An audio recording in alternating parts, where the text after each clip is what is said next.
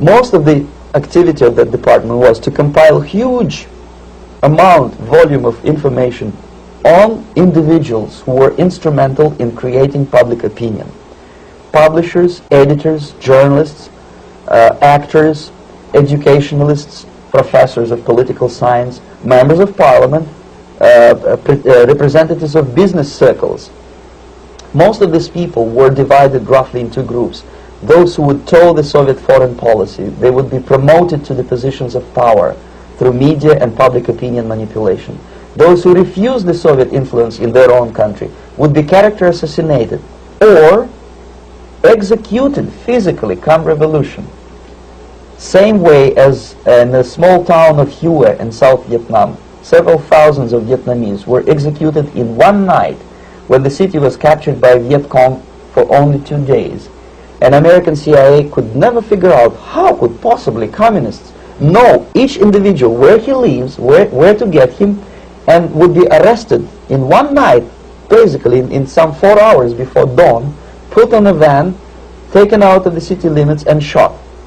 The answer is very simple. Long before communists occupied the city, there was extensive network of informers, local Vietnamese citizens, who knew absolutely everything about people who are instrumental in public opinion, including barbers and taxi drivers. Everyone who was sympathetic to the United States was executed. Same thing was done under the guidance of the Soviet embassy in Hanoi, and same thing I was doing in New Delhi. To my horror, I discovered that in the files where people were doomed to execution, there were names of pro-Soviet journalists with whom I was personally friendly. Pro-Soviet? Yes.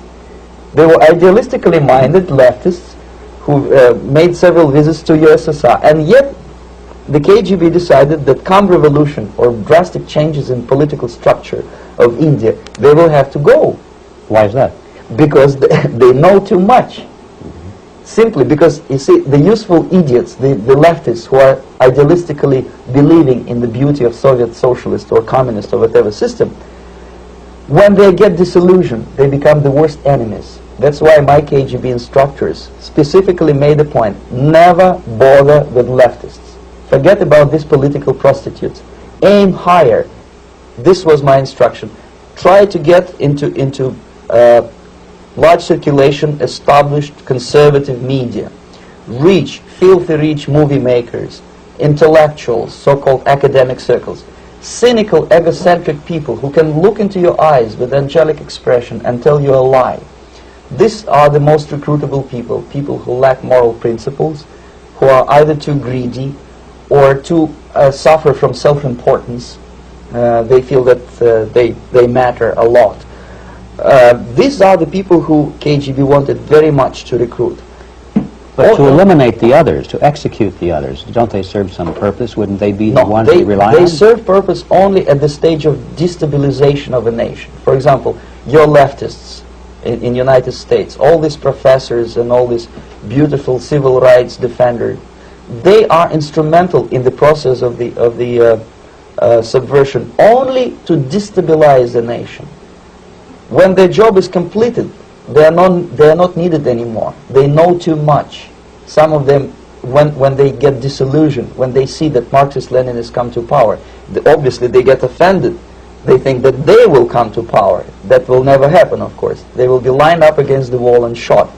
But they may turn into the most bitter enemies of Marxist-Leninists when they come to power. And that's what happened in Nicaragua. You remember most of these former Marxist-Leninists were either put to prison or one of them split, and now he's working against Sandinistas.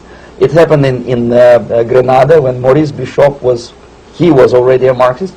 He was executed by a new Marxist who was more Marxist than this Marxist. Same happened in Afghanistan when first there was Taraki, he was killed by Amin, then Amin was killed by Babrak Karmal with the help of KGB.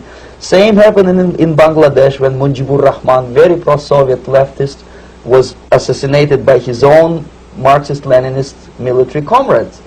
It's the same pattern everywhere.